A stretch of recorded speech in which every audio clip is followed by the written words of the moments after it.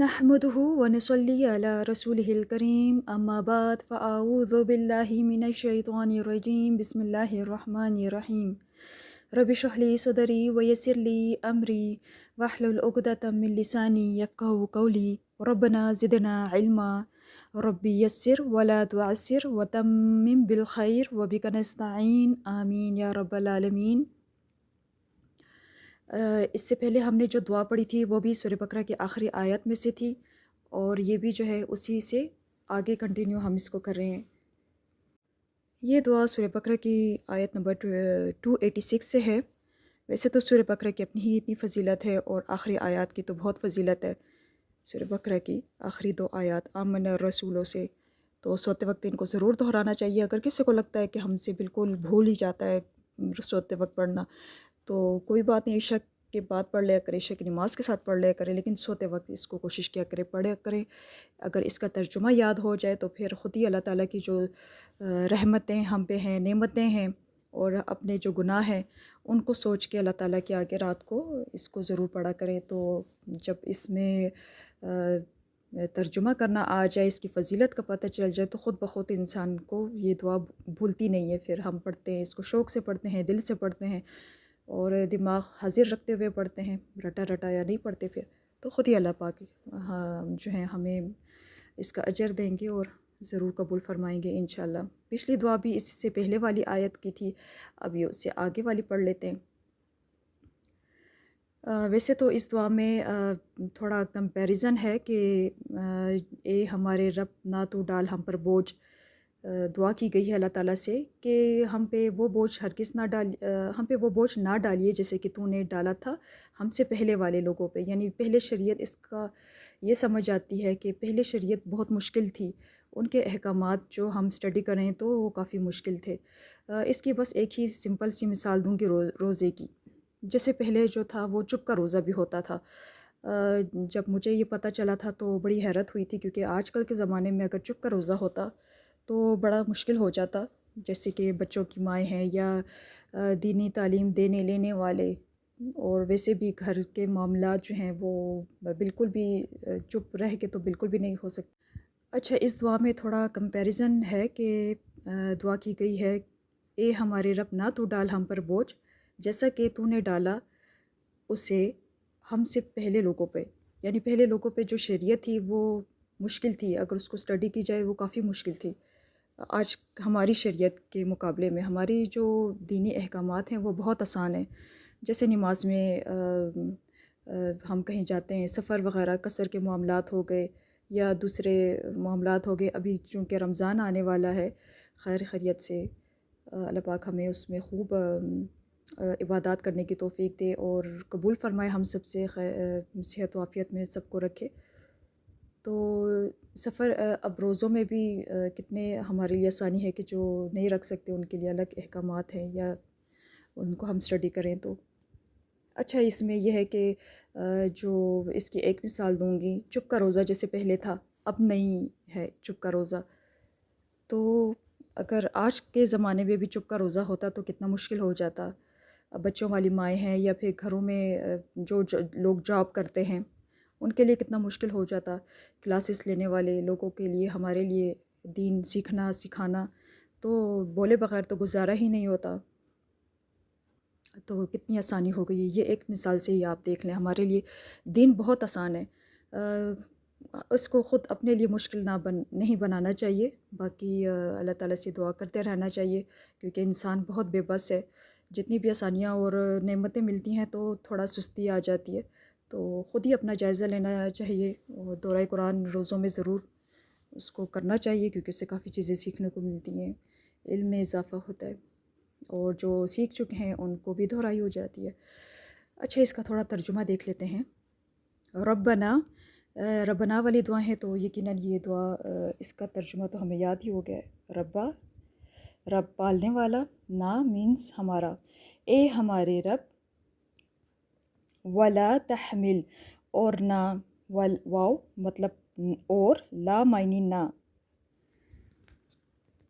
تا مطلب تو، ٹھیک ہے، تا مطلب تو، یہ جو تا ہے،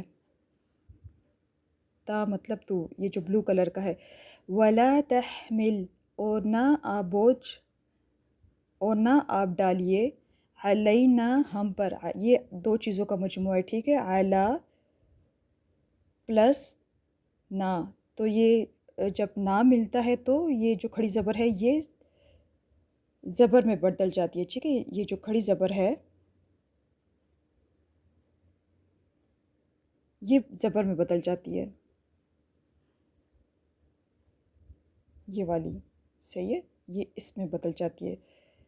تو علینا ہم پر اسرن بوجھ، کما جیسا کہ، کاف کا ترجمہ جیسا اور ماں کا کے کر دیا ہم نے، کما دونوں مل کے بن گئے جیسا کہ، حملتا تو نے ڈالا، یہاں پر بھی تھا حمل، ٹھیک ہے، یہ دیکھیے ہا میم لام، تو یہاں پر بھی وہی ہے ہا میم لام، اردو والے ہی لفظ ہیں، حملتا تا زبر تا کا مطلب ہے تو نے ڈالا، ہو اس کو، ہو کس کی بات ہو رہی ہے، یہاں پہ جو ہو ہے یہ بوجھ کی بات ہو رہی ہے، ٹھیک ہے، اس کی بات ہو رہی ہے، نہ تو ڈال اسے، یعنی اس کی بات ہو رہی ہے بوجھ کی، علی الذین، علی معنی پر، ویسے یہ علی ہے جیسے یہ تھا علینا، یہ بھی وہی ہے، علی پر، الذین ان لوگوں پر جو، من سے، قبلنا، قبل اردو والا ہی لفظ ہے، ٹھیک ہے، قبل پہلے اردو والا ہی لفظ ہے، قبلنا تو نا کا ترجمہ تو ہمیں معلوم ہے، اس آیت میں اس دعا میں 3 دفعہ نا آ گیا، ٹھیک ہے، 1 2 اور یہ 3، ربنا ولا تحمل علينا اصرا كما حملته على الذين من قبلنا، بہت ہی آسان اس کا ترجمہ ہے، اے ہمارے رب اور نہ تو ڈال ہم پر بوجھ جیسا کہ تو نے ڈالا اسے ان لوگوں پر جو ہم سے پہلے تھے، آمین یا رب العالمین۔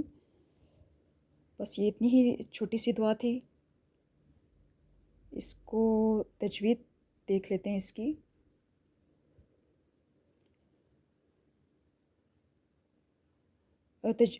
را اس میں جو جہاں جہاں گرین کلر ہے اس کو آپ نے موٹا رکھنا ہے، ٹھیک ہے، جیسے یہ را ہے، را پر زبر اور پیش ہو تو را موٹی پڑی جاتی ہے، اور را زیر کے ساتھ ہو تو باریک پڑی جاتی ہے۔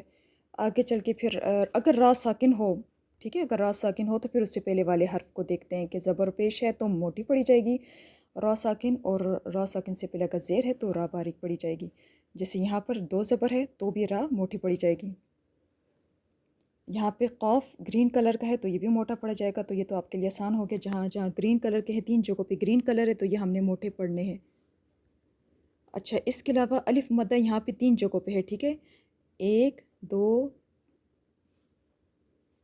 1 2 3 4، الف مدہ کو صرف ایک الف کی مقدار دینی ہے، بس، ربنا ولا، ٹھیک ہے، یہ نا اور لا دونوں کو ایک ہی جتنا کھینچیے گا، ربنا ولا تحمل علینا، تا زبر تا، ہا ساکن ہے تو اس طرح پڑھیے گا تحمل، ہا ساکن لام ساکن کو اپنا درمیانی درجے کا ٹائم دیجیے گا، ہا ساکن پہ ویسے تو ہمس ہوتا ہے، اگر آپ کو نہیں معلوم تو کوئی بات نہیں، اس طرح پڑھیے گا، ٹھیک ہے، تحمل، تاکہ ہا ساکن کا حق ادا ہو، ہر حرف کی سمجھ آئے، ہر حرکت کی سمجھ آئے، تحمل، می، ای کی آواز آتی ہے، زیر کی آواز ہم کیسے نکالتے ہیں، ای، یہ جو انگلش میں ای ہوتا ہے نا، ای، تحمل، مل، اس طرح نہیں کرنا، کلکلا نہیں کرنا لام ساکن پہ، آگے ہے عین، لام، عین زبر آ، لام زبر یا، لئی،